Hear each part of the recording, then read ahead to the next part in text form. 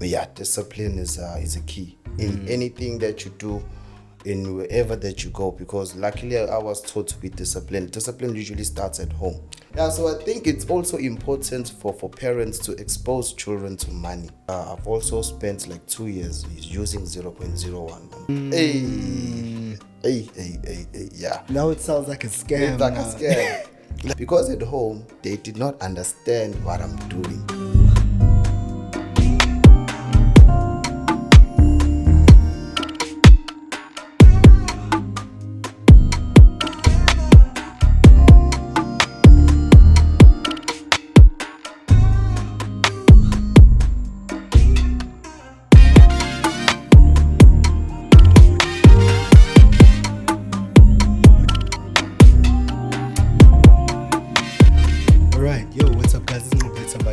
Traders South Africa, and we bring you guys another installment of Market Masters with myself, where I sit down with the most talented and prominent traders in the industry. And today I'm not sitting alone, I'm sitting down with another prominent trader. By the way, we are in Durban. Before I introduce our guest today, we're shooting in Durban right now. We'll be shooting over the next couple of weeks in Durban with Durban traders, getting to know what it's like up in here in Durban on this side of town. I've already heard a lot already, but yeah, you guys are still going to be here a whole lot of that today. And a big shout out to Octa for making this all possible. And today's guest is the prominent figure here from Durban. I've got, he calls himself the Prince of Gold. Yeah, I've got Andile Ngubane. How's it? I'm good, my brother. How are you? I am good. I'm so excited. I'm so happy to be here. Thank you for coming. You're welcome. Yeah, Durban is we haven't seen much of Durban yet, but yeah, it's great to be this side, and I think you're gonna tell us all about it, right? Yeah, most definitely. Most definitely. 100%. Yes. How are things? How are things in Durban? How are things this side? Durban is good, man, but it's just that when it comes to Durban, I think it's a place for relax. Yeah, for relaxation and all of that. Unlike Joburg, Moseko, it's all about work.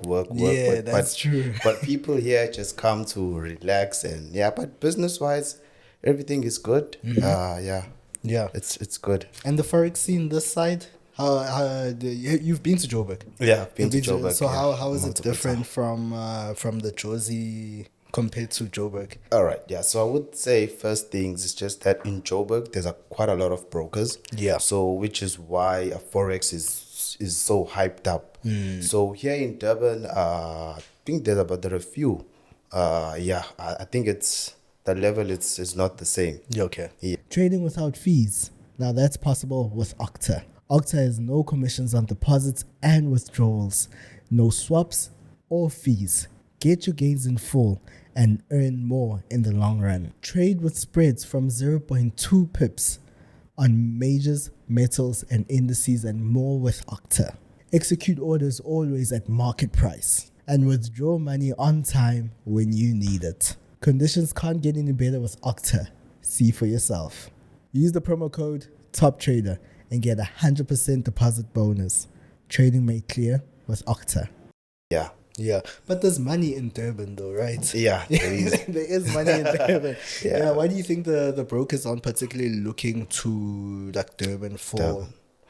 Yeah, I would say throughout my history and in the past, as I've been trading for quite some time, I've approached a few brokers to open an office here. So it's quite a mission. You know how it's like. Bring in the numbers and then we'll see. So I've brought in the numbers for multiple of them. So they kept on saying, no, it's okay. We'll do something. And then eventually, and to be quite honest, Durban and Joburg, as I did say, it's not the same. In Joburg, it's quite easy to close somebody over the phone, Instagram, everything is that. But in Durban, Baba, they need to see that office. Before Gizelab, send the office. So which is what I find quite challenging for some traders who guys do want to build clientele and all of that. Because Durban people trust if there's an office. If there's an office, they can easily trust. They know what number to phone and all of that. But in Joburg, bro, I've seen it. You can literally close a guy on Facebook, on Instagram, boom. Next thing, you're doing the mentorship. But Yeah. So, but you actually pointing out a very like great point because, I get it. We're living in the age of social media right now, the internet age. Everyone is like, we're all connected. But you're saying right now here in Durban, it's very important for somebody to come to an office before they can take out any money or things like that. But do you think because I'm thinking it right now, I'm sitting here, I'm thinking about what you're saying. Is that, do you think that somehow the industry would be better if a lot of the Joburg people were functioning like this? Because the issue right now, a lot of people get scammed because it's social media money, everything, and then you can't scam because you need an office. There's an office. Yeah. So do you think somehow that if Joburg was functioning like Durban, the industry would be a little bit better? Yeah, it would be. It would be much, much, much better. Yeah. Yeah, because as I did say that throughout my history, because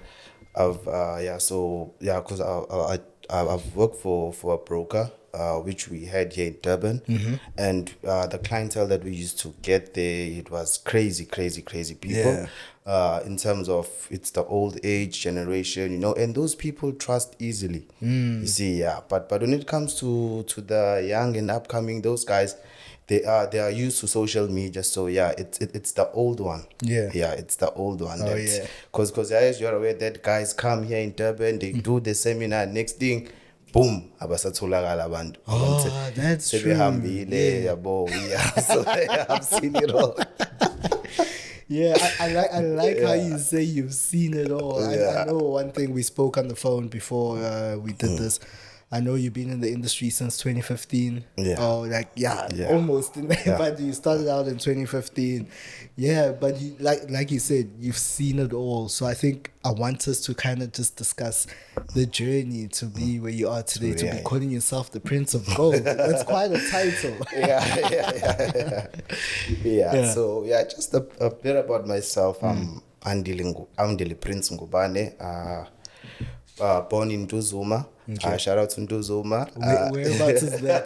It's I would say it's closer to Guamash because that is my mom's side. Okay. And my dad's side, it's in Guamash. So I was born in Nduzuma and raised in Guamash. So just I would like to share like a moment that I will never forget in my life. Okay. So I think so the year I was born. So I think most people don't know this. So, but the year I was born, literally when I came out of my mother's tummy, so I think I suffered from meningitis at birth. You see, so those are the one of the things that when I look back like that, I know I because I would have died at that time. So I suffered from it. So I'm the type of child who grew up in a hospital. So I think I was able to leave home when I was 4. Okay. So I think we are at that. And then also like it was still new to me. Like every time when people came, because they used to visit me at hospital. So I was so even used to the hospital that I started to be like a caretaker for. So I started helping children with the dishes and all of that. So when people come to the hospital, they ask you for directions. So I was even so I really think that as a child, grew up at the hospital because you end up taking that this is my home. So I remember that the day that I left, I think the nurses, the doctors, they threw me like a party. So I'm leaving now. When I got home, I'm like, hey, where am I? You see, also when I got home, they also threw me like a party and all of that. I'm like, bangaga. But eventually I adapted. So because I think you probably were used to that whole space, the hospital space. Now it's like a home. So I think that was a very, very tough adjustment. But I adapted it. Everything went well, and I'm not gonna say I grew up poor. We were living in this. I used to work from school to we used to live in a shack. I did not grow up like that. I grew up in a good home, where like I got anything I want. Okay, but that must be in terms of so I got everything like I want, but not like, let's just say, no, I wasn't one of those kids that would just cry at the mall for a toy. Yeah. No, so if I want something, I must do something for my Oh, to parents. get it. Yeah. Yeah. Okay. So growing up like that. So yeah, and I think the only time that I literally got something is during every time when I went to school, is when we have like 4 terms. Yeah. So each and every term, if I wanted something, I used to tell my parents. They used to. The only thing that they told me that you need to pass this term. So that's what kept on driving me, because I know at the end of the time I'm getting this, end of the time I'm getting this. Yeah. Yeah, so I would say, so fast forward to high school now. I think that's where I got exposed to money Okay. at a very, very, very young age. Yeah, because at home, because I grew up in a family business type of thing, because my dad is in business. Yeah, so I used to help him with a few businesses. Yeah, so at one point at home we had like a kumbi, like a karakara, Oh, nice. transporting school from Guamashu to CBD and all of that. So yeah, so I think at grade 8, grade 9, my dad was managing it. Everything was good. Yeah, so when I got into grade 10, so I think business was busy. So he got a bit busy and all of that, to a point that he didn't have time for somebody to run the transport. So because I was traveling with it, so he literally taught me, this is how you will manage this. This is how much we make in a month. So you pay the driver this much. You keep this for fuel, and we will maintain the car. But yeah, so So he left that all to you. all to me. Like, And was there a point where he'd come? Obviously, he'd come every now and then to come and check if you're doing okay, but he Yeah. kind of just left the yeah, responsibility he just to you. left it on me. Yeah. And this is bear in mind, this is in grade 10. Yeah. You know, I'm in grade 10. So yeah, everything went well. Paid the driver, put money for fuel, and then we fixed the car. And I think at that time the car was making 30,000, and this was money cash. Yeah. That used to come to us, because Abazal, they used to pay us on hand. Yeah. So we had the option to decide we're banking this, and this is for, yeah. So at that time I got exposed to money. Yeah, so, and payment that every year the money increases. So from the following year we were making 45K. I'm counting all of this cash. So 45K came matric. I think we were making 55K at that time. Okay. So yeah, so now after school, boom, after matric, life happens. So I think I had a passion of becoming a chef. Oh, okay. Yeah, so I had, yeah, because I did that in school. And then I think I also had to change schools. Yeah, because on the first school that I was doing accounting, economics, business studies, and pure maths, and I was a student when it comes to accounting. So when I changed school, I couldn't find that class, the accounting class, because it was full. So they had to put me to a class whereby they had hospitality and all of that. So I fell in love with the cooking. Yeah, everything went well. So I think following year now, because I did my matric in 2014. So I've applied. Yeah, so I'm waiting. So following year, I applied at the army, at the South African Defense Force. So I applied because I heard that they also have chef, and what I like okay. that you will get training, and just after that you will do whatever that you want Okay. within there. So I saw that opportunity. So fair enough. So I applied. At the same time, I'm still waiting for the universities to actually respond, because I've applied. There's a form that we normally apply when you matric. It's a CAO form. I'm not too sure whether you know it. Yeah. So with that form, you list all of the subjects that you want. Yes. Yeah. And by the time I think, and by the time when the results come out, you will get notified. You got taken for this course. You got taken for that course. So I think for me, I think the first ones that replied, it's something that I did not want. So, but hospitality, I think they didn't respond, and then I think I also put something for tourism, which they responded late. So I've applied at the army, and I was fortunate enough that I think on the closing date, because they normally open application, I think from around about February. So the closing date was the 28th of February. It was a Saturday, I remember. Okay. I was at home. So boom, I'm getting a call, from Pretoria. Hey, all right. Answer the phone. They told me that no, we have accepted your applications. So now all that you need to do is focus on your fitness. And then we will call you around about October. Don't call us, we'll call you. So Yeah. now I'm excited. So I've been gymming from its morning, afternoon, morning, afternoon, and then I decided, okay, now that I'm waiting to apply to be taken at the army, let me just find myself a job. Okay. So I've got a job. I think because I was so passionate and loved the hospitality industry. I even volunteered at one of the market bins. So yeah, and what I like about them is that as part of their training, they train you in all aspects of the restaurant. So Oh, it's that's from nice. hostess, Yeah. from waiter, from the kitchen. You know how to prepare meals, bartender, coffee, and how to make their muffins. And then after that, I think you would write a test, and then depending on which department do you pass well, and they will put you there. So boom, uh, did all of that. Yeah, so I wrote the test, I passed. I think I was appointed as a chef. Okay. Yeah, so now I'm excited. Hey, I'm gonna work, I'm gonna get money. And Tina, you must know, hey, in Durban, if you're working Yeah. at home, they're expecting you to do the most. Yeah. They don't even care how much you're getting paid. So, but they say, go uyasebenza, uyavuka, you need to do this. I'm excited, getting paid. Only to find that, no, sorry, mistaken. I think I got appointed as a waiter. Waiter, Yeah, okay. so as a waiter. Yeah. So after that, I'm getting paid. Only to find that come month end, you are, isn't it like you waiters normally get tips and all of that. I'm expecting a salary. How? So there's no salary. You normally get paid with your tips. I'm like, hey, but I've already made promises a car.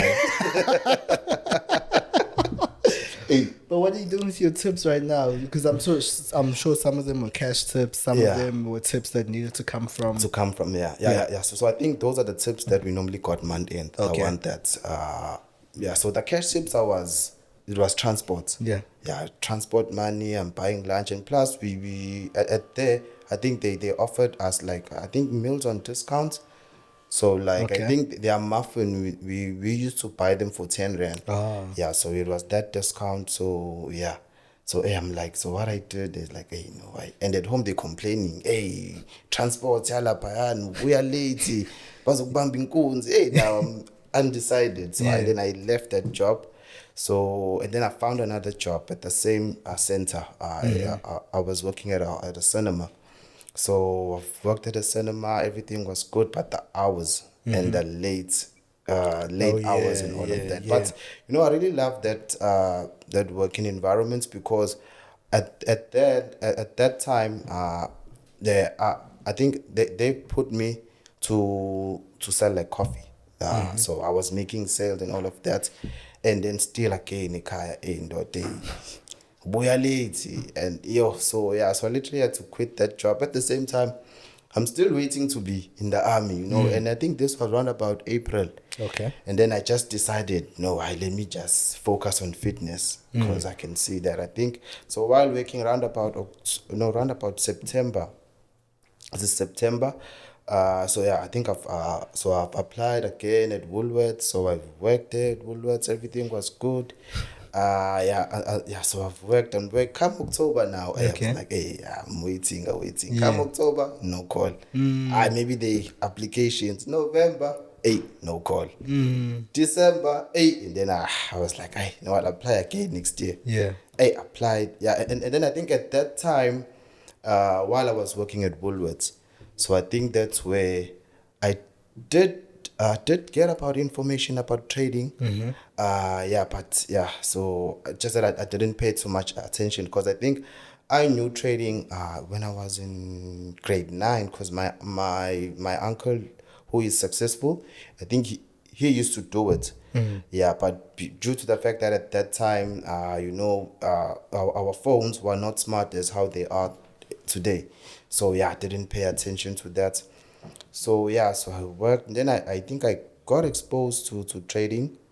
But I didn't pay attention. I'm like, hey, I'm working. And then come the following year, I think I resigned at Woolworths because it was so cold where I used to work to a point that my body couldn't adapt the cold. Gee. So yeah, so at that so at the same time, I knew about it, about trading. So and then I told myself, let me just school myself and teach. And to be quite honest, if you're gonna go that route, it's hard. It can take years and years and years and years.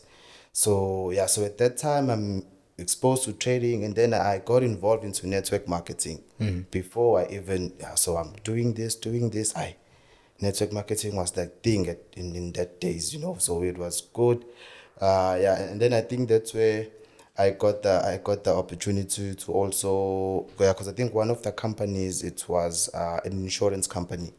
Yeah, where like it was like, like the IFA, but we were the competitor here Yeah. in Durban. Yeah. Yeah, so we pushed that thing. Yeah, so I think this is now 2016. So I got involved with another network marketing company that used to deal with health supplement.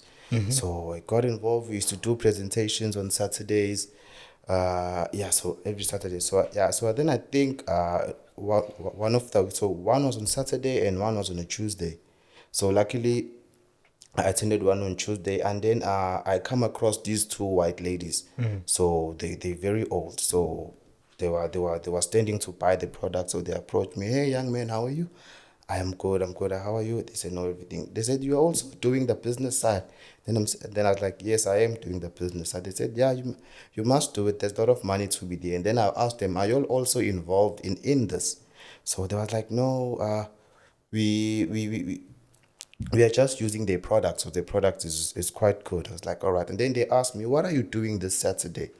So then I said, "No, Saturday, no, I'm free." So they told me that I must come to Pinetown. So bear in mind that, yes. So they told me that I must come to Pinetown. So Pinetown is another mini town of Durban. That's how I would call it. So I got there. Hey, I was like, hey, all of these people are literally old. So they old, you see, and all of them are white. So I was like the only like young African child. So I got there. I so I got there. So they were doing like a presentation because those guys were heavily involved in crypto. So yeah, so I got there. So I think I got exposed to Bitcoin, and I think at that time Bitcoin was at $650.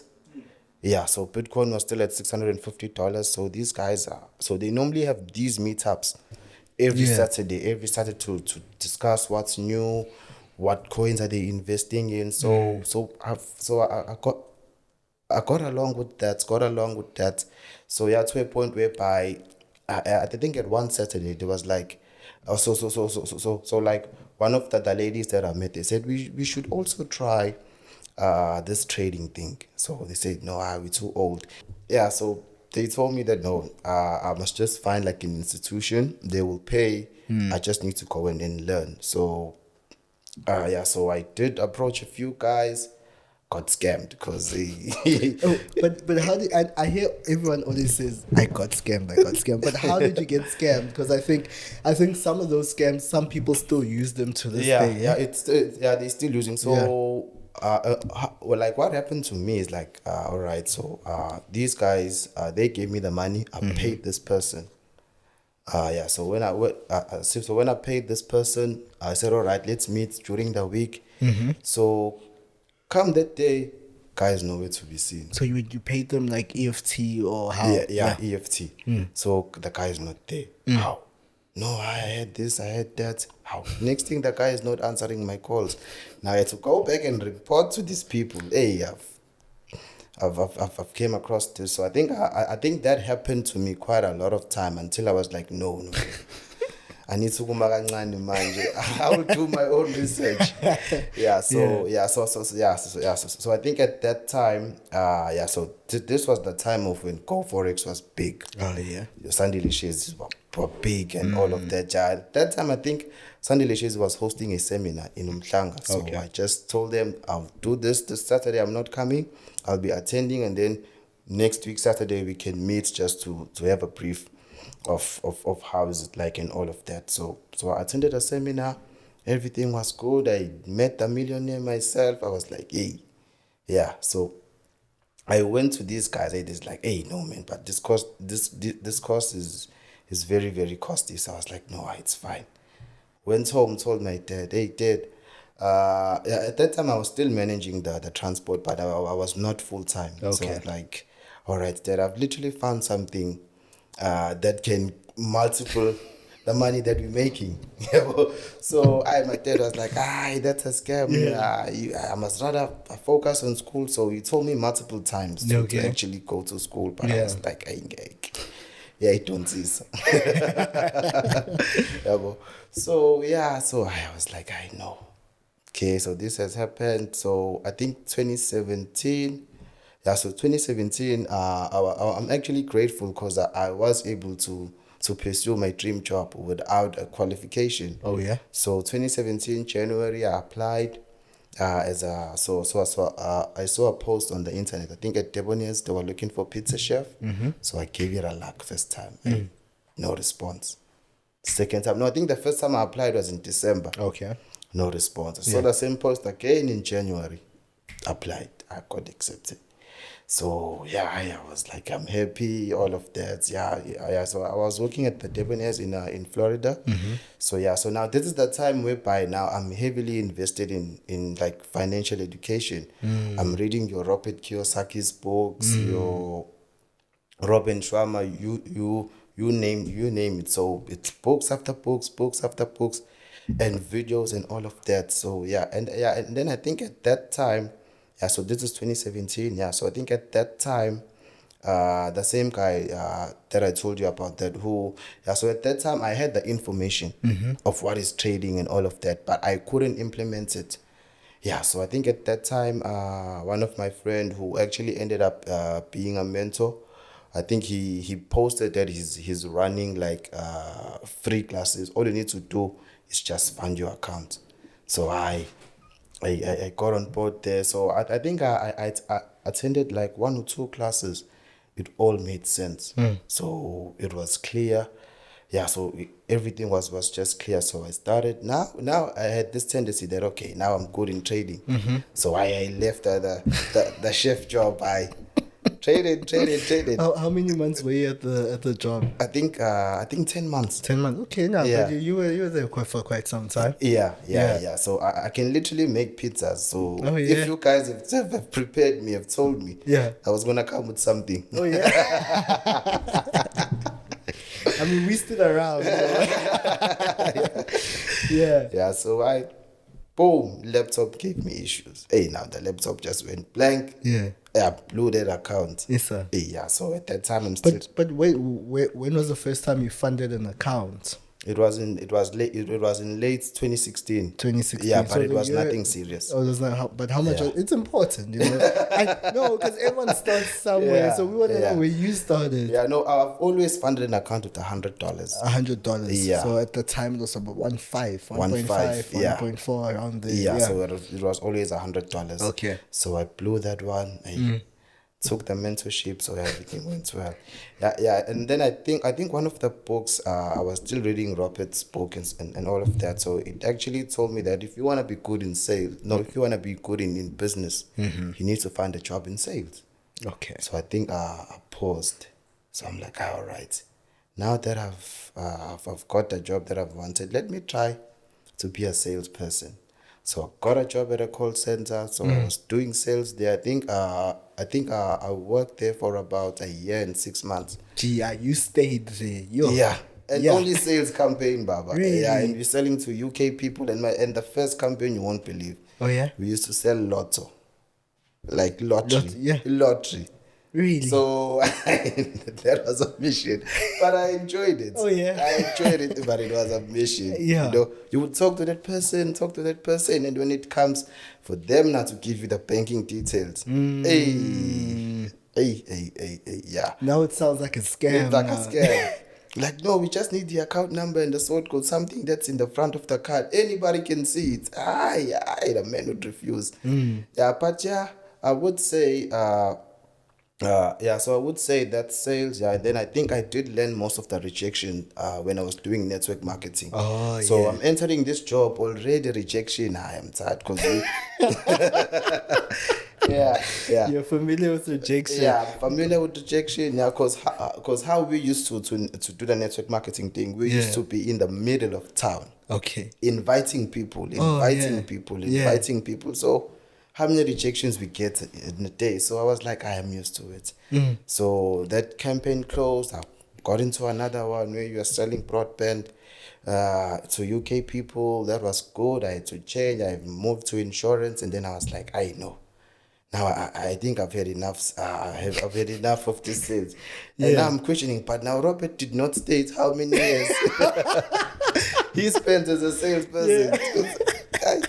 So yeah, No, but telesales is hard, though. yeah, Eh? yeah. I mean, I did it for 1 month. And this is cold calling. So I yeah, left. yeah. So Yeah. so yeah. So now I was like, all right. Now I've got the knowledge. I'm exposed. I know what I want. And bear in mind, at that time I think I was 19, about to turn 20. So I know like pretty much everything of what's happening and all of that.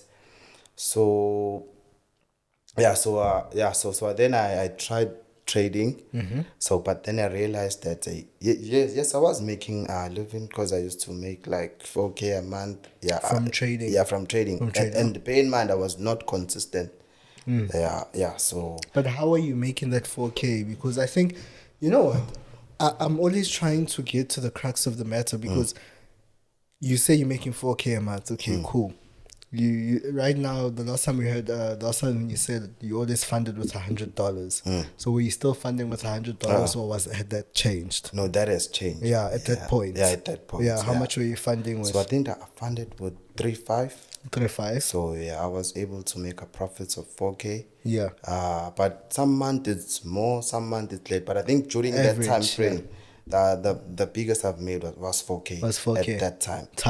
Yeah, but how are you making that? Like, what are you trading? How is your trading? Okay, so- Is this after you left your job or the telesales job? Yeah. After, because remember that as I was working, I was Yes. saving money. Okay. Yeah. So luckily, I did not invest all of my savings there. You see. Yeah. So how I was making that is that I was still in communication with the same guy. So I was using through his signals. Okay. Yeah. So and that guy used to trade like currency pairs. So yeah, I was just copy and paste signals. Wait, so you telling me that you were making at least 100% of your deposit every month from signals you were taking from someone? Yeah. But like, what's the risk that you're using at this point? Okay, so I think I was because yeah, so I think I was probably 2%, 3% max. But you knew about that. Would you consider yourself at the time a person who was educated on percentages, risk, and whatnot at the point? But all you were doing, you're just taking signals. Just taking signals. And what I like is that the same guy used to also take the signals. Yeah. It was not one of those groups that they only giving. You don't know whether the signal is on a profit or it's only sell Euro USD, sell Euro. You see, the guy used to take a trade, send it out. We've made a loss here. We've made a profit here. Okay. So yeah. So and then I think so then I think at that time, because at home they did not understand what I'm doing. They were like, no, don't. Meluphinda ubuyele uyosebenza. Lento yakho yenzayo asiyiboni kahle, asizwa kahle. So now I have to so now I had to go to work just to make them see at home. To make Now they see I'm waking up. But even if you show them proof that, look, here's money I'm making, they just not. Yeah. So I was doing that. So eventually I think but I think at that time I was spending more time with the guy, teaching me how to analyze and all of that.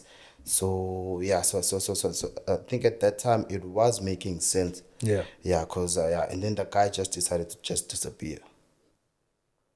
Boom, out of nowhere. What's up with traders and disappearing? Hey, traders. Hey. So the guy just disappeared. So just like that. So at that time I was still also hungry for knowledge and education and all of that. And this was now I think 2018. So I think at that time Mr. Shezi was launching his company called Revolte. Oh yeah. So yeah, so I got there. I paid the annual fee because I think it was what 3.5 for the whole year. So I had that much. So I also think he also had a huge impact in my life. Oh, yeah. Because we used to do like online sessions, so I think I attended for 6 months. So from there, what he taught, it's the same strategy that I'm using today. Okay. Nothing has changed. Yeah. So yeah, so I got consistent. I think what about late 2019? Yeah, so I was actually making money because I think I did fund with about, I think it was about $400. And then in a space of 6 months, I was able to make like the profit of $1,500 Yeah. plus the 400, so that was 1.9. Yeah. So that's when I saw that now I'm consistent. I'm also risking less, so I'm consistent. So came 2020. So came 2020. I think at that time, so I think I was also working at a call center, but I've gained consistency in trading. It's just that now I'm trying to find the strategy of proving a point at home. You see, so came 2020, and lockdown came. Oh yeah. Hey, Trig. hey, I was like, hey, this is my good escape because I'm gonna say you are retrenched at work, but Yeah. I at work. They said no, you guys are gonna work from home. So I was like, hey, all right. Though. They brought in everything, the computers and everything. We worked, yeah. So and then I think at that time, I think that was when I was approached by the same broker that I was working on. Yeah. Yeah. So I think we had a good relationship with the person who was The in account charge, the account manager. Yeah. That man was everything there. Oh, yeah? Account manager, business developer, recruiter, trainer, HR. Yeah. So it was everything. So yeah, it's like, hey, mthwalo uyangisinda la ndawuza. I'm like, hey, but chief, I'm working from home. I've got a stable job. And he said, no, don't worry. How much you getting paid? Send me your pay slip, your bank statement. I've said, I don't worry, we'll double that. All right. I'm like, all right. I've made the call immediately. I'm resigning. Done. I've done. So I got the job. Hey, now I'm being told, hey, first month chief, you're gonna get paid commission only. I'm like, hey, but this is not what you said. Now I left the job and but I was like, no, it's fine. It's fine. I will take it. So So I think so I think at that time I was the only person who was calling. And bear in mind, I'm starting all of this in my back room. Oh yeah. So it's in Natal. I'm outside room, so it's I'm a captain. Oh, okay. Yeah. So I'm calling, and then bear in mind that I think I used to get like 3% on deposits. Yeah. So I was calling. So I think first month I took home how much? 10K? Can I ask, was that double? Nah. It wasn't double yet. Okay. Nah, it wasn't. Yeah, because my previous job, I think our basic was about 8,000 rand, plus an attendance bonus of 1,000 rand, plus your overtime, your commissions and all of that. So there was still a gap. There was still a gap. Yeah. So I pushed. Hey, the line is so that hey, this boy is working. So so I pushed from home. First month. Because I think when on that broker I was making about 10K to a point where I think COVID has slowed down. People are getting we're now allowed to go and work at the office. So we got an office. It was much more flexible. It was much more good. And then we started to employ people. Yeah. Because I think that guy, he trained me to do exactly as how he was. But at the same time, I'm calling clients. Now there's new people. I must show them. I must train them. I must show them the platform. Now you're the one who's doing everything. You see. Yeah. So we ran the broker. Everything went good.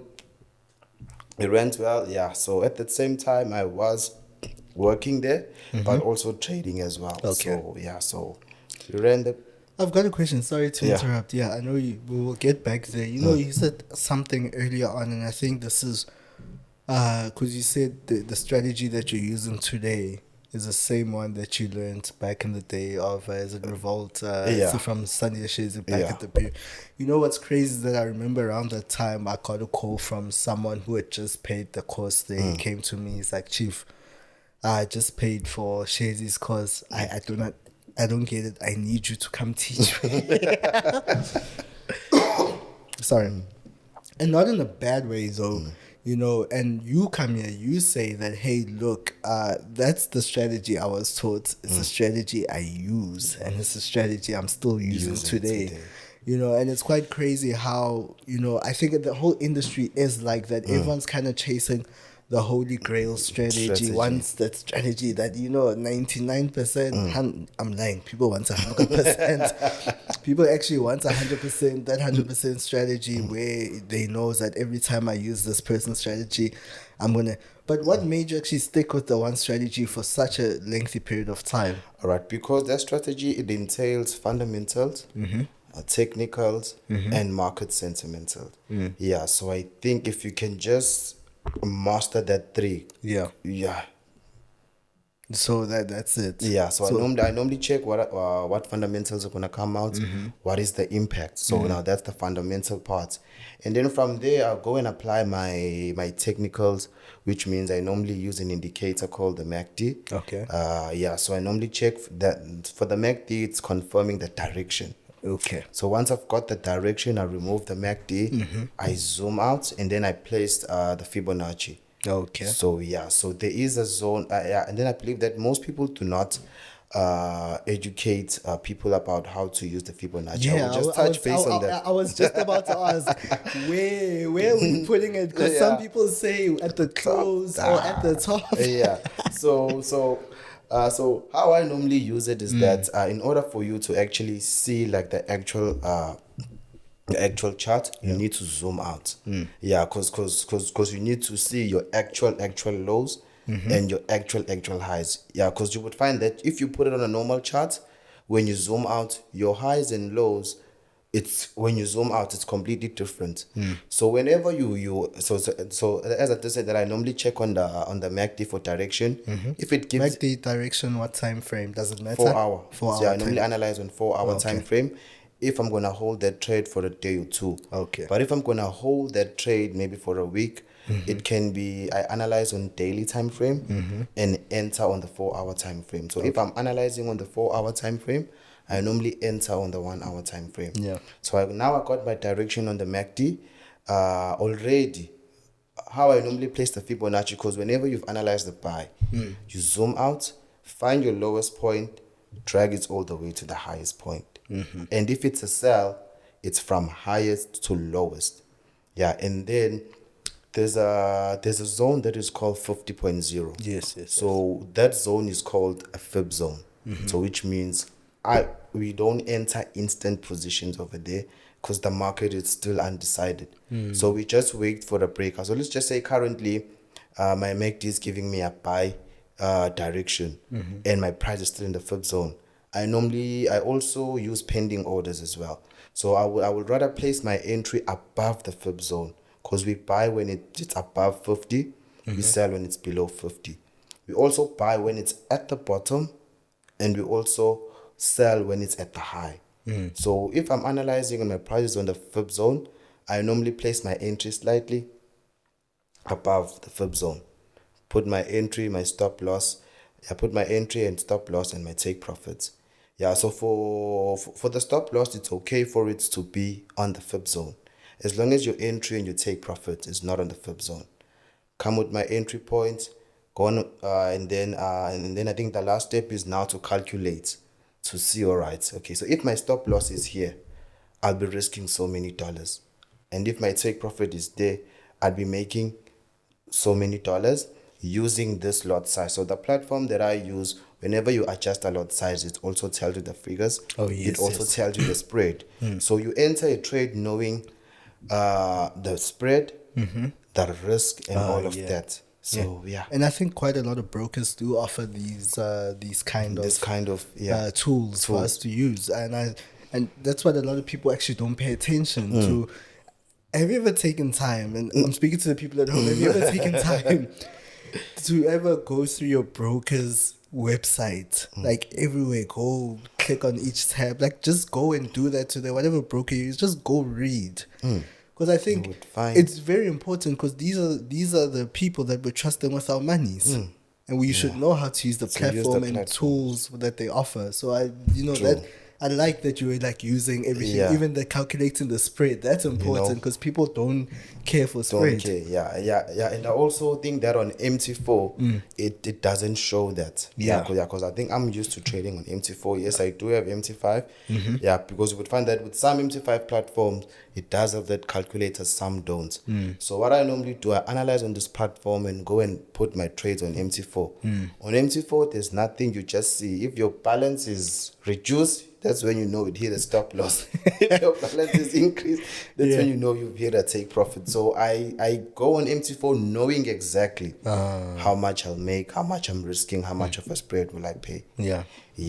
So I think that's how I normally analyze. And that hasn't changed. It's quite simple, actually. It's quite straight to the point. It hasn't changed. Are you looking at any like what do you call these things? Your chart patterns or what? Or it's just No. I normally so what I normally do before like placing my MACD, I zoom out just to find patterns. Maybe let's just say I always put it in simple terms. There's an M, which simply means we're selling, and there's a W, which means we're buying. So let's just say I've just zoomed out now.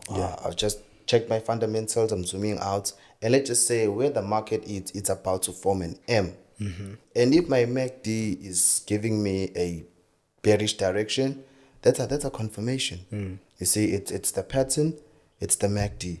Now all I need to do is to see where I'm entering according to the fib. And that's it. Do you have any specific settings for the MACD, or is it just No, for the MACD, the you must always use the zero level. Zero levels. And then for the Fibonacci, the levels that I use is 100, 61.8, 38.2, 0, and 50. So remember, if it's at the 50 level, we do not trade, because that is called the fib zone. It's when the market's still undecided. Okay, now let's get back to that. Because right now it seems like you're getting to a place of consistency right now, and I think a lot of people always like, what are you doing to be consistent? Are you just what is going on every day in your life to be a consistent trader? Because at this point you've left your job, right? Now you're at the other job now. To be getting 10K a month. You're doing everything now. You guys are hiring people. So what's going on at that point? So I think when it comes to consistency, it also leads to discipline. Discipline is a key in anything that you do, in wherever that you go, because luckily I was taught to be disciplined. Discipline usually starts at home.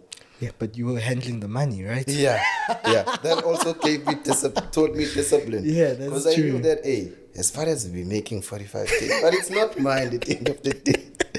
At the same time, I know that whenever I pass this term, I will get whatever I want using the same money that I'm bringing at home. So me stealing that money, it was like I was stealing for myself. See, that taught me discipline. That's at true. that time. That's true. So it's discipline, and also accept losses. Take losses. Losses are part of the game, are part of life, because you would find that guy's gonna blow an account now. He's not eating, he's not talking to anybody.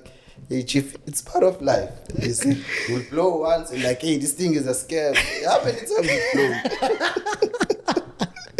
But you say that, and that particular phrase, losses are part of the game, bro. I think a lot of people actually haven't internalized that, haven't met the reality of losses are part of the game. It's you're gonna lose something. People don't want to lose. And it's a problem. And what I've always say, what separates trading from gambling is that when we trade, there's a stop loss, which means you will not lose your whole capital. But when you gamble, you go all out, no breaks. If money is gone, it's gone. Aviator is flying. See, no stop loss. But in trading, you can say, I'm just risking 20 Rand. If the trade hits negative 20, that it would automatically close itself. I'm still left with capital to actually build on. Yeah, no, that's quite true.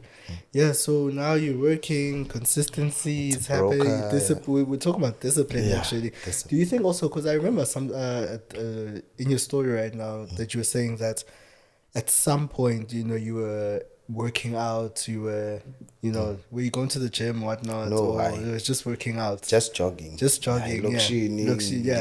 ekhaya ngejimini ngeenyawo, ngejog, ngiyabuya, ngiyajoga.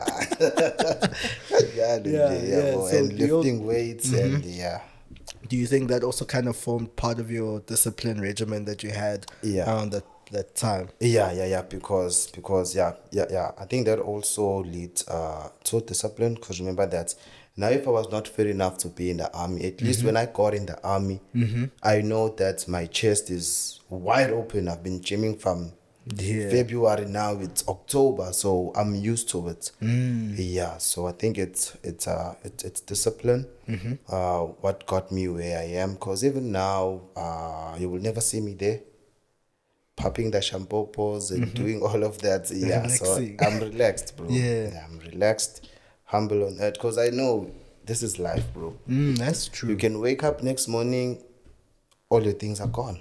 I mean, a lot of people should actually learn that what happened to JP. Yeah, bro. We should, you know, because I know a lot of people got hurt by that. I'm one of them. Oh, yeah?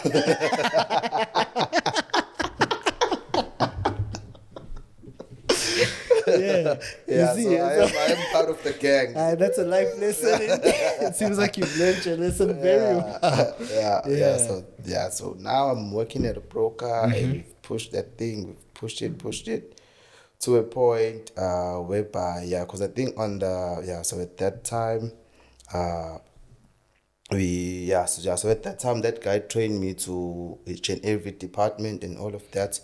So I think the only time I had left is because my dad had a trip to go to Cape Town. Okay. I think for 3 months or 4 months. So he needed somebody there. So I was there, because he taught me everything, he schooled me everything. So I was running the family business. So I literally told them at work that, guys, I am leaving because I'm focusing on family business. They tried to beg me. No, I know. This guy is no longer here. You also left. Now we need a manager. Can you be a manager? I'm like, no, chief, but I told you. Yeah. Maybe when my dad is back, when my dad's back, I can always consider coming back. And also, by the way, I just also forgot to mention that during my school years, because my dad, he's also a entrepreneur and all of that. So I think I was in grade 11. It's again, I'm being exposed to money. Okay. So it was grade 11. So I think my dad had a project. So after that project, because I think it was a government project. So what they normally do is that maybe when the project is finished, government would also, I'm not too sure whether it's testing people or doing something, but whatever money that is left, you must go back and deposit it back. So because I think that's what my dad usually does. So if he will get a project, if maybe there's a 50K left, he will deposit it back to the government. So that whenever he apply for another project, his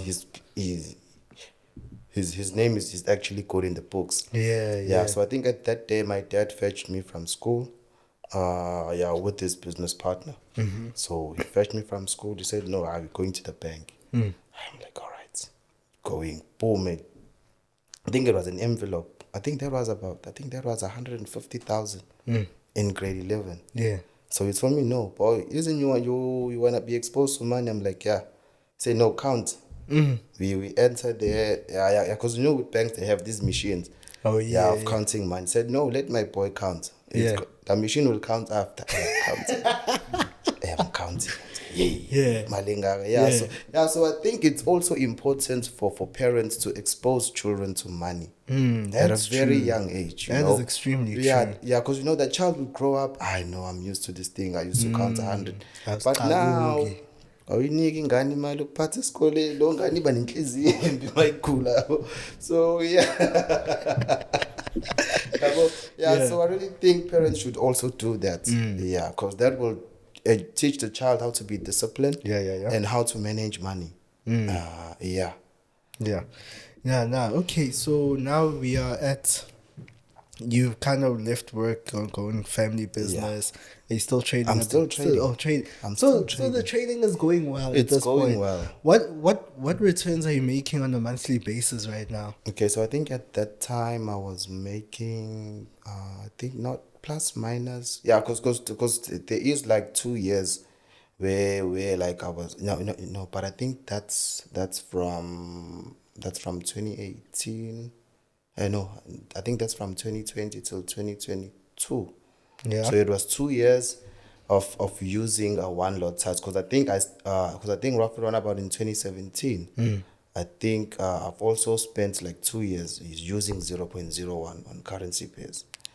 You spent 2 years using 0.0 Trading with 0.01 and nothing else. Nothing else. So there were no days where you felt excited and you said, "Guti, yeah, no, today I feel like the market is going to bless me. I'm going to figure one lot." Yeah, so the reason why I'm touching that is that most of the people, they come into the industry, come into trading.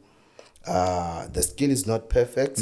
They rush to use 0.05. But people are going to argue and say that, hey, how do you expect me to use 0.01 for 2 years? Yeah, but with me, that has actually taught me how to be. Cause that's when I gained consistency. Yes, I was making $1, $2 a day. You see, but how I used to do it is that I used to trade sessions. You see, it was the London session, New York session, Asian session. So which means if I'm trading the London sessions, maybe I will open multiple trades with 0.01. By the end of the session, maybe I'm making 300 rand. You see, for an example. Then on the US session, I will trade all of those currency pairs that are going to be impacted. Maybe make a 400 rand. You see. Okay. Yeah. Okay. But you each trade at this point, your psychology tells you that, because I think a lot of people don't understand what their psychology does. Is that when you see a 0.01, your mind adjusts to a 0.0, and how a 0.01 works. You already, if we wake you up in the middle of the night to tell 40 pips on 0.01, you know what that does, you know. So I think, but my question is, like, psychologically, for you to move away from 0.01 and adjust to a new lot size, how was that adjustment for you? It was actually quite good and quite easy, because remember that since I'm using 0.01, my account is growing. Now it's going to allow me to use bigger lot size. But when is the right time to do that? So what I would say, my aim at that point was growing an account. Okay. Yeah, so I was growing an account. So I grew that account. And then when I realized that, after 2 years. Yeah. So I think I was sitting on, because I was not trading that account actively. You see. So I think it was sitting on $750. Because I'm used to trading with dollars from the get-go. Yeah. So that way I was like, now I can try a 0.10 only on gold. Yeah, and then I think that trade, I think I took a 0.10 on gold, deleted all pending orders, make sure that's the only trade that's running. Yeah. So I think that trade made me about $450. Gee. So that's when I was 0.5. So I was 0.10, 0.5, 0.10, 0.5. Okay. Yeah, so to a point whereby my account kept on growing. Yes, I am making losses, not that I'm not losing. Yes, but my losses are very, very low. What's your risk reward ratio? Maybe let's just say I used to risk about, I think it was about I used to set my stop loss to the biggest was -20. If it reaches $20, the trade would close itself. Okay. Yeah. Yeah. Also, so your risk at this point, your risk is it's a monetary risk. It's Yeah. not based on what's happening on the charts. charts, yeah. It has nothing to do with the chart. It's just that your 20s Yeah, for you I know. is, yeah, okay, no, cool. Yeah, no, oh yeah, you're still going on. Yeah, Yeah, so now so I recently left the job and I'm managing business at home. Everything is quite good. And and then I think at that time, my dad came back from Cape Town. So he came back from Cape Town. Because what I used to do, I used to be an IB for this broker and then work as well. Okay. Yeah, but not at the same time. Yeah. Yeah, because I think how they actually got me on board is whereby they saw the potential that I had when it comes to IBs. Plus, I have experience in sales, in cold calling, have experience in customer services. So yeah, I'm the full package for the broker. You see? Yeah. Yeah. So and then I came back. I said, no, chief, I'm ready to be an IB. They set up my IB link. My clients got in. The clients got in. Every time when the ship fell, they used to call me and pick it up. Every time it fell, they used to call me and pick it up. So yeah, we pushed and pushed and pushed. Yeah. And then I think it's also the very same broker that Geleto became the CEO of. Oh, that's what. Yeah. Yeah. So I think that's where I got to work with her, showing her the systems, and yeah, it was actually good working with her. All right. So I think at that time. So I became an IB. When I saw things are sinking, left the IB side, account manager, PD, everything. You see? Yeah. Yeah. So I think when Kelsey came on board, I was in house. So yet on the other side, my clients my clients profile. I think I had a quite number of clients there. So to a point whereby so I think at one point Kelsey asked me that, hey, who's this Prince Ngubane? Because on the IB profile, I'm Prince Ngubane. On the working inside, I'm Andile, Prince Ngubane. I'm using Andile. Oh yeah. I'm like, that's me. He said, no ways. He checked, he confirmed. He's like, yo, you have so many clients. I was like, yeah. So yeah, we worked and worked and worked. So I think to a point whereby now, because I think I did register my company in 2018. But I think I did not rush to launch it. Okay. Because I wanted to become consistent first before I launch. But what you find guys doing, learning for a month, 4 months, I'm a month. A month is too long, Chief. It's too long. They need 3 days, Chief. I'm a mentor. No, you see this thing of mentorship, bro. Hey, that's another one. Yeah, no, it is. Yeah, because people rush.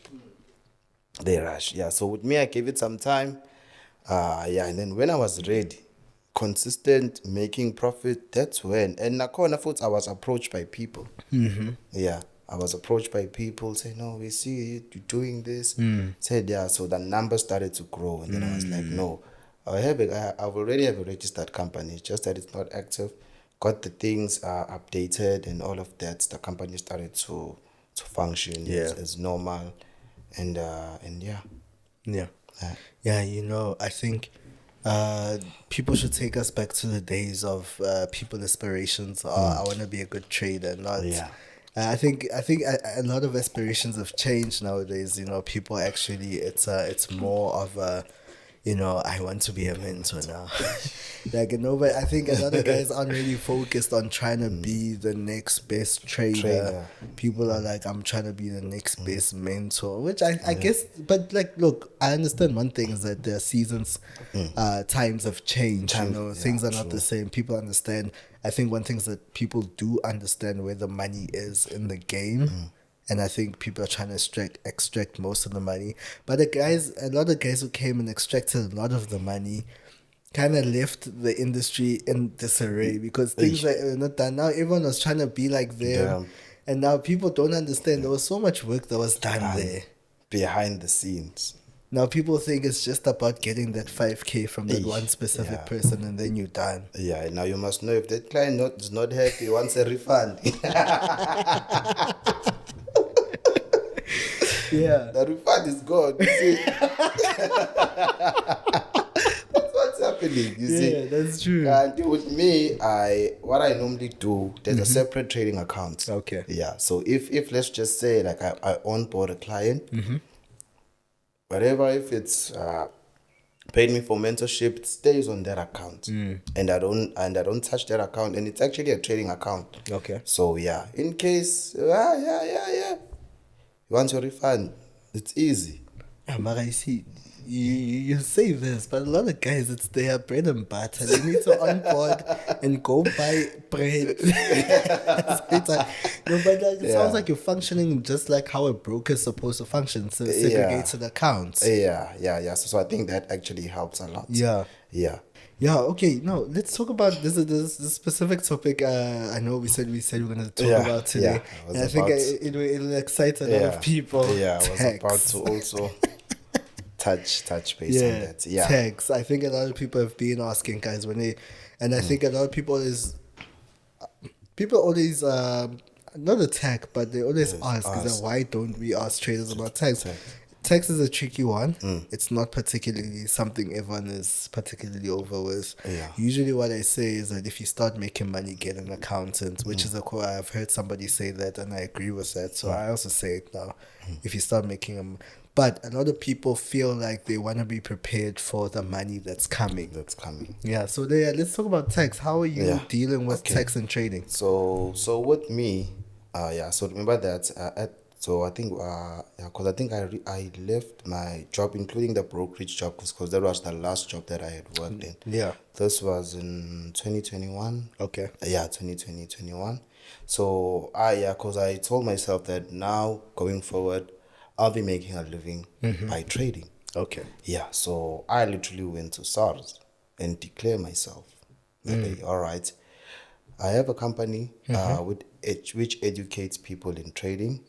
Yes, clients are paying me, and I'm also making money from the market. Okay. So so I just for that declaration, and how I normally pay tax, it's something that must come within you. You see, and there's no money that say you must pay this. It's true community helping community. Yeah, and that's how I normally do. I normally maybe give old age home with the food parcels, clothes for the children. Because I think in January I recently did like another project where like I bought like the children that live at an old age home uniforms and all of that. I also gave back a few chairs at my previous school.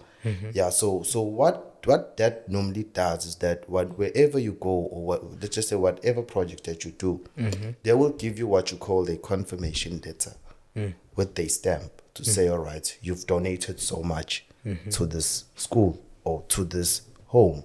You then take that letter to SARS, and SARS will put it on their records. Yeah, so that's how I overcome it. Oh, and, that's how just by doing good. Just by doing good. Yeah, because I think also when you say you declared so okay, let's say for instance, because I think a lot of people with removing the business out of the way and just the trading. Like, do you pay tax according to the classification of, because you know there are the different classes there. Yeah. Do you pay according to what you made during that year, or what? Or do you also declare your losses as well? No, you don't. Yeah. So what I normally do, as I did say, that it can be anything. It can be even if you want to donate with 5K. It's any amount. Okay. Yeah, so that's what I normally do. It's something that comes within me. So I don't think I fall within those brackets, because it's something that if I decide maybe to do a 20K community project, I will just do it. Yeah, and that's why I always prefer doing things for people rather than giving it to the school principal. The school principal will put it in his pocket at the end of the day, you see. So that's why I prefer doing things. Yeah. Yeah. Okay. Now, so that's how you handle tax as a trader. That's how myself. You yourself. Yeah. All right. Now that's cool. And then obviously you submit the stuff to SARS. Everything just it handles itself. Yeah. Okay. Now that's cool. Yeah. I guess, guys, I hope you guys took something a little bit away from there, because you guys are always pestering, but we're still going to have more on this topic in another episode. I know that because people still have a lot of questions. You know, the people always have questions. Yeah, gold. So you trade your strategy on gold. Anything, brother. Anything. It's you find me on NASDAQ, you find me on Bitcoin, you find me on currency pairs, gold. Gold. Yeah, because it all relates to fundamentals. Oh, yeah. Yeah. Yeah, so it all relates to fundamentals because how also the company came about. So yeah, so I think at my first company, it was more of like a crypto company to educate people about cryptocurrencies, because I'm also quite familiar and exposed towards. I can send and receive cryptos. I can play with multiple cryptos on different platforms. So yeah, I'm quite equipped with crypto as well. I do hold cryptos as well in forms of like in case the next Bitcoin. So I am aware of. I've got a question. You said you were crypto. It was around, was it 600? Yeah, $650. You started around there. It was around there. Do you have any regrets for not buying? I regrets, because literally those people that I used to surround myself with, they used to be like, no, you can give me money, you'll give me cash, I'll send you Bitcoin. I kept on saying I will do it. So yeah, so I don't think right now I do not hold any Bitcoins. But what I'm doing now, I'm investing in these small cryptos, so that by the time when they get to the price of Bitcoin today, I'll be famous. Simple as that. As that. Yeah. So I am holding quite a few cryptos that are actually quite promising. Yeah, because I think one of my small portfolios, I think I started by last year, just buying because the total that I've spent was 500 rand. But during, I think when Bitcoin hit when it passed $70,000, my portfolio was up 15K. Yet I had bought with 500 rand. But this was for this year. But no Bitcoin. Was there Bitcoin in the portfolio? No Bitcoin. Yeah. It was just other coins. It was just other coins, because I remember that Bitcoin is the grandfather of cryptocurrency. If Bitcoin goes up, it has a ripple effect to the other coins as well. Oh yeah. So yeah. Yeah, but what kind of research are you doing, especially going to the fact of trying to buy other coins? Do you do any research, or do you just open the app and you buy? Yeah, research is important, Chief. Research is important. Yeah. So what I normally check which problem that crypto is going to solve. Yes. You see, in the upcoming future. Yeah. If it's an existing problem, just like Ripple, I do own a quite number of Ripples. Ripples, it was said that it's gonna be used mainly by banks. So yeah, so I think the technology behind is good for banks. So that does have a potential in the future. So yeah, so I normally look at what problem it's gonna solve. Yeah, you're giving me an idea, because I know there's a podcast that we shot, and I think a lot of people have, or some of the industry chat podcast viewers have seen it. We had a guy on here. He was talking exactly what you're talking about. No, but the thing is, right now, how you putting it is that you're actually giving us a problem that's there. It's like, this is the problem that it's solving. Banks. And the thing is, I always hear, the technology, but it's always nice for somebody to kind of put a technology in front of me, because now it gives me a way of thinking forward. Is that, okay, banks, okay, sharp. Now you start looking in business sectors, you start looking in financial sectors, you're like, okay, where are the problems going to be? It kind of gives perspective. And so you just gave me so much perspective right now. Yeah. 500 to 15. Bro. So I really, I regret not even spending 100 rand when the price was then, because it would have been selling on something for Bitcoin. But I've missed the train. Yeah. I'm not gonna miss the coming one. That is. So also another thing about crypto. So once you've identified the problem, now go and check which exchanges those cryptocurrencies are trading under. Okay. Because I think there's past 5,000 cryptos out there.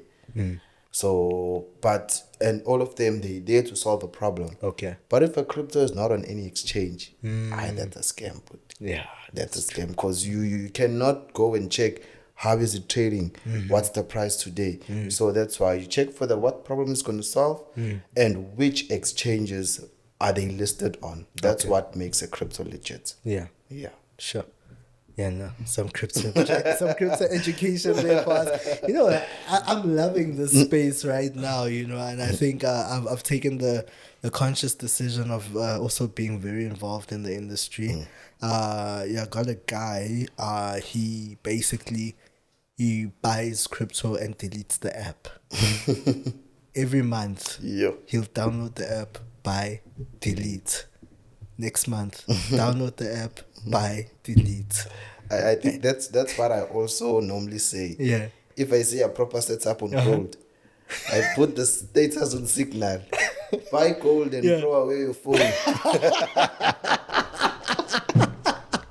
That's what I normally do. I tell them, buy gold and throw away your phone. Yeah. Yeah, because sometimes we interfere with the trades, don't we? Yeah.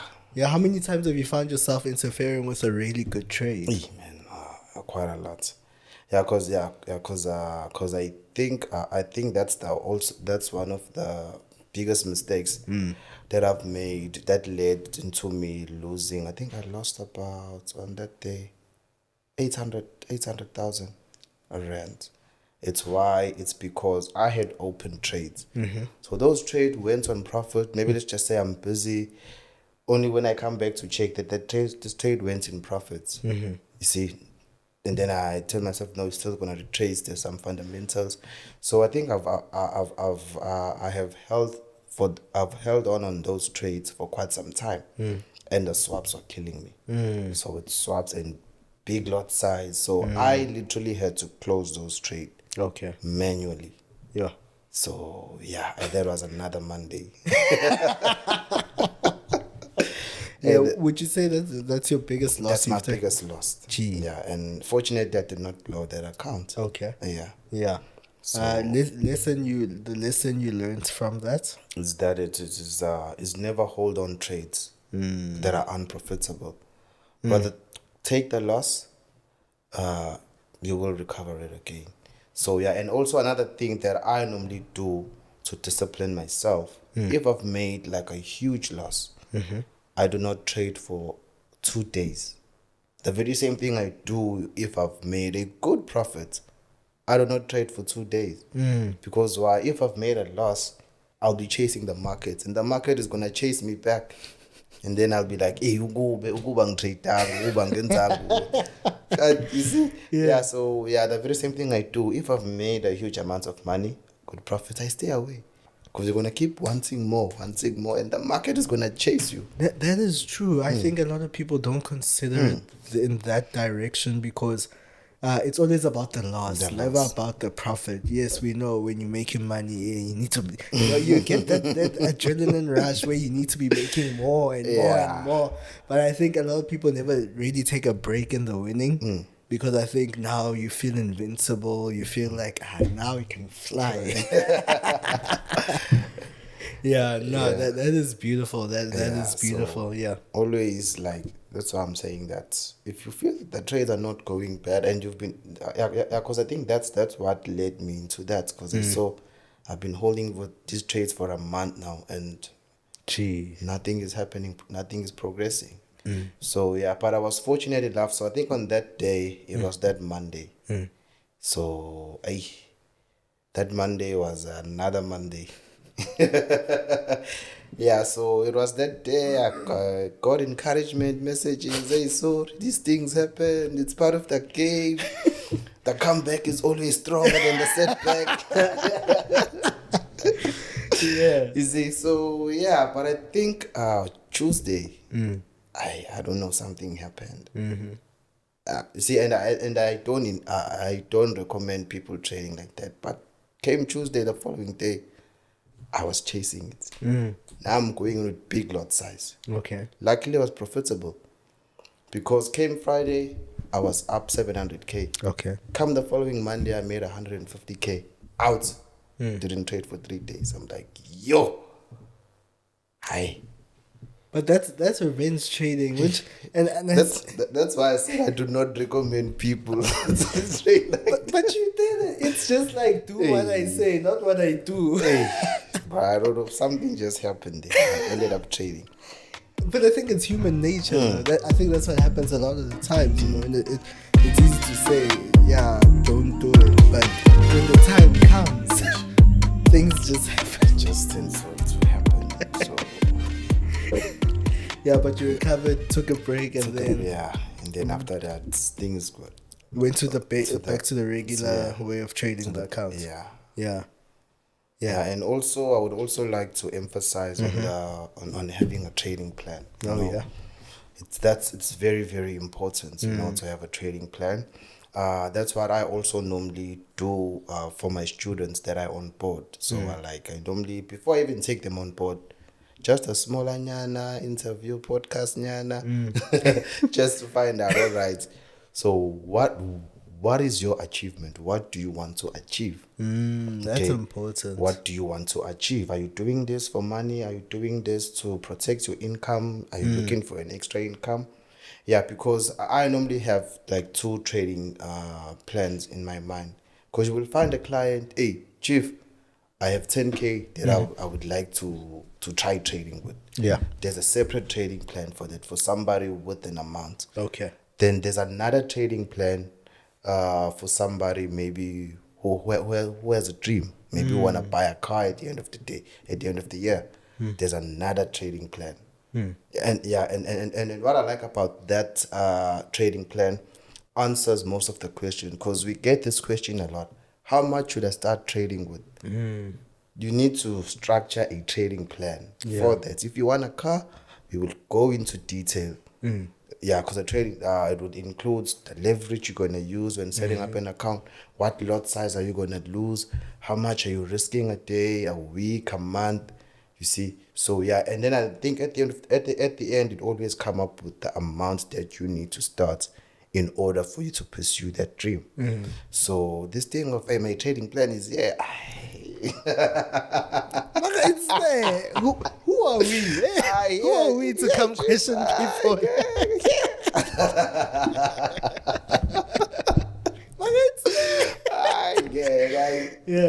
I get that's you. My I completely understand. That's that is my true, opinion. though. That's our trading plan. It's important, and also like having like a mentor. Because with me, I do have mentors in pretty much everything. Yeah, you know? it's very important. Yeah, I do have a mentor in everything. So yeah, and I would say that I'm also still in communication with the 2 white ladies that I met back then. Oh, that is nice. We're still in communication. Yeah. I also met another lady. I think at that time I was still starting out, you know, because I was the type of child after school who got involved in businesses at a very young age, attend your HR forums and all of that for network. So I'm still in communication with all of those people. Yeah, because a mentor will open up your mind, number one. He or she will show you things that you haven't even experienced, and he will even tell you how to deal with it. So yeah, having a mentor not only in trading but in life. Yeah, that's true. That can actually take you far as well. So yeah. Yeah. No, that is beautiful. And on that note, before I let you go, what has been... Okay, so I'm asking this question like this now. What has been the craziest trade that you have had on the charts? Like the craziest one where you sit here, you're like, yeah, no, I'm Miss Boo, you applied. I think it was...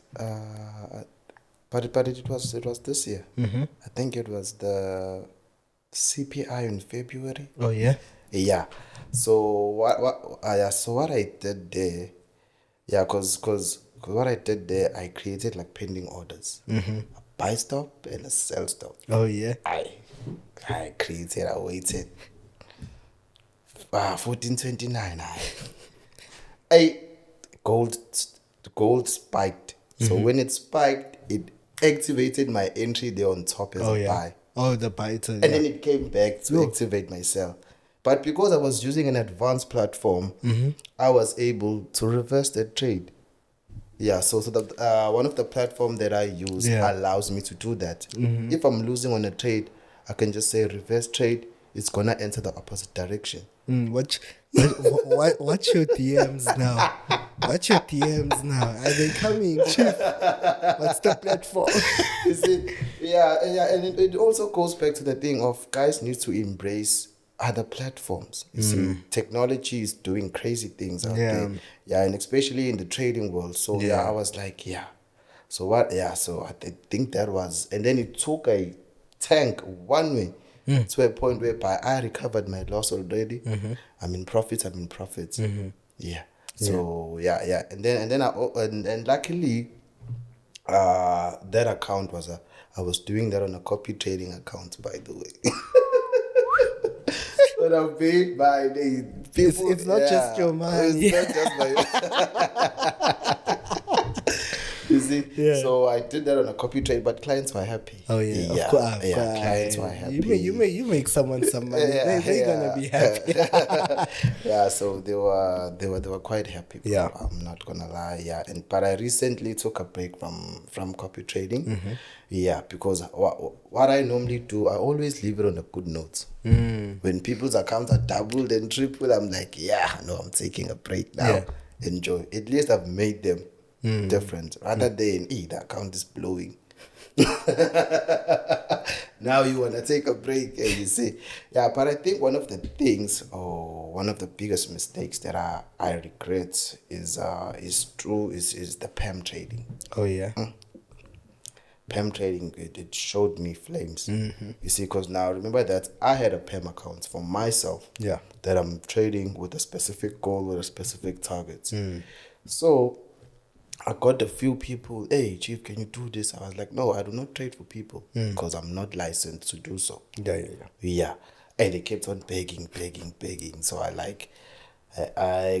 asked the broker that is it also possible to allow other people to say it like, because at that time I think I did do a PAM, but it was different than compared to the one that I had. And then I told these guys, no, guys, you can come on board. All right, people came on board.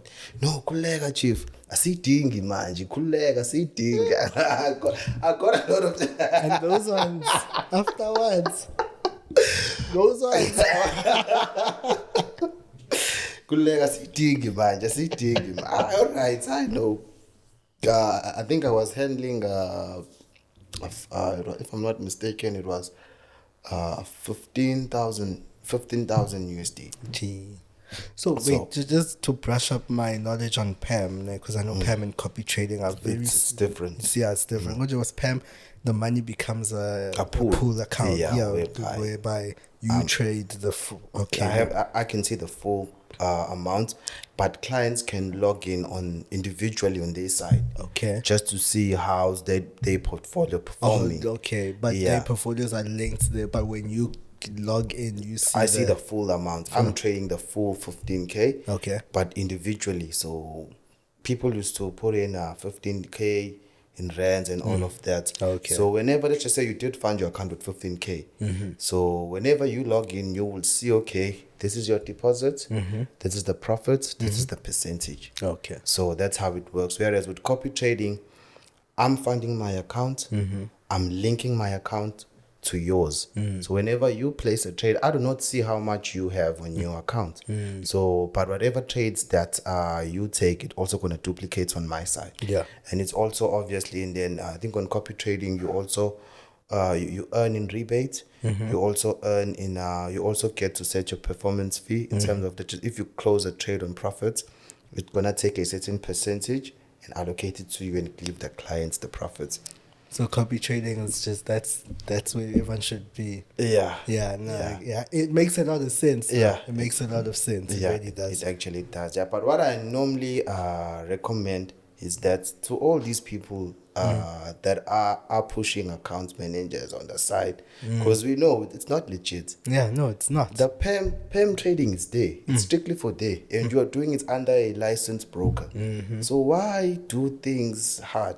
And now you must wait for the client to pay you your percentage. What if the client kicks down? Yeah. Whereas on the PAM, whoever withdraw, Yeah, so I think when you're creating the profile, you get to set your percentage that if you're taking 30% on withdrawal. So if let's just say the client makes a withdrawal, your 30% will be in your wallet, the client will get his money. Simple. No calling, no waiting, no blocking, but you find guys going that route. It's lack of knowledge. I'd like to believe at the end of the day, and I think it's the purpose of platforms like this for us to have these discussions and kind of shed light on matters like this. Because hey, man, signals and other way of doing things. Yeah. So I took people on board with the PEM. My first week, because I've set my PEM for people to withdraw every week. Okay. Yeah, so I've put them in a group. I'm updating. Okay. So I think I was able to. I think first week we did make a loss, because out of that 15K, we lost 3K. It was down 3K. So I did not trade that account for a week, just to work on my psychology. So when I got back, I was able to double that account to 30K. So I then told people, no guys, this is a withdrawal window. You can withdraw, because I'm not going to trade for this week. All right, if you withdraw, all right, no, I kulega chief. I say, kulega, I guess withdraw manje, all right. And whenever I'm placing a trade, I'm updating them. All right, guys, now I'm trading. Took a trade now. I think it was a Euro GBP. So I had taken a sell. It first retraced up, and now I'm using big lot size. Now I'm on a loss on a trade. Boom, hey chief, I need to make a withdrawal. Hey, now, my lights are about to. Hey, I don't have money to pay for electricity. Hey, but chief, I'm holding a loss. If I close, we all gonna get affected. Yeah. You see. So we're all going to get affected. Hey, I was like, update to the group, all right, so and so wants to withdraw. This is the loss that I'm holding. Hey, but I know, why didn't you withdraw? Hey, that is a big argument. And then I've decided, because me with the PEM, I used to do what people used to say. End of the day, it's their money, including my money. Okay. So if somebody want to withdraw, I'm updating people. They agree. Closing the trade, we take the loss. Yeah, and that's it. So all right, now that guy make a withdrawals, trade again, another one. So it was like they were communicating. So to a point whereby I was now funding that account to trade. So because my aim was to fund, once I've made back the money that I've funded, I'm withdrawing it. Okay. And I'm only funding one way. I'm like, no, guys, I'm closing this thing. No, I'm closing this thing. Yeah, so I think that's one of the things, because people, they want to make money, but they do not understand what are the risks involved. That's true. You see, there is a chance of you losing money. So yeah, and especially the ones that say, no, we want to invest. Problems. Yeah. And then I also like some of the things that I'm currently working on. So I recently launched like one of my trading EAs. So it trades it's not an automated, but it analyzes the market exactly as how I do. So I recently created like 10 copies, which I actually sold out. So now, in order for me to roll out copies, I need to create copies. Yeah. So so it was sold to some of my international clients, because they bought it the most. And I think I was also with the same, but not most of the time. But I was testing it on the copy trading account. So I used to use that EA. So right now I'm still working on other more copies. And then I think on the 18th of May we will be hosting a trading event here in Durban as well.